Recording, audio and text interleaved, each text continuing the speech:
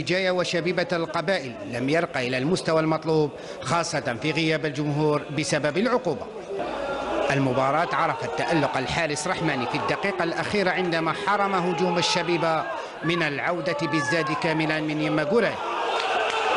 وبالعودة إلى أطوار اللقاء، شهد الشوط الأول سيطرة طفيفة للشبيبة، خاصة عن طريق مالو الذي لم يحسن استغلال هذه الكرة. لنشهد في الربع الأخير عودة قوية لأبناء جيجارا عن طريق شتال الذي راوغ وسدد، إلا أنه اصطدم بالحارس دوخا الذي كان بالمرصاد. لنعيش نفس السيناريو في بداية الشوط الثاني رغم التغييرات التي أجراها المدرب جيجار، لكن بدون جدوى، بل كادت الشبيبة في عدة مناسبات أن تفتتح باب التسجيل، خاصة بعدما اندفع الجميع إلى الهجوم. لتأتي اللقطة التي حبست أنفاس أنصار الموب الذين كانوا حاضرين خارج الملعب.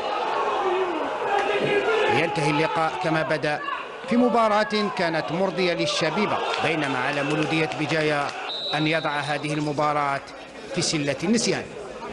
الحمد لله نقطة أخرى من ما كان والو، إن شاء الله نحسنوا الأداء تاعنا مع اليامات ونصلحوا الأخطاء إن شاء الله، وإن شاء الله الماتش الجاي إن شاء الله نعودوا نديروا بون ريزلتا إن شاء الله. نظن بلي اليوم جينا هضرنا توت لا سيمان بيناتنا، ونا في ماكسيموم لي جوار كانوا حابين يديروا ريزلتا، ونا في ان بون ماتش كما شفتوا مالغري كو. نظن بلي ونا بيان جوي، لعبنا خير من الموب، واحد كيما نقول لك بروح رياضية، مالغري صرا جاونا دي زوكازيون اللي كنا قاعدين نماركيو بهم. نظن بلي ما عرفناش كيما نقول لك ما كناش بيان كونسونطري ديفون البيت.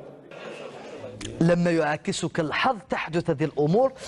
حكيم، يقولون المصائب لما تأتي هكذا تباعا.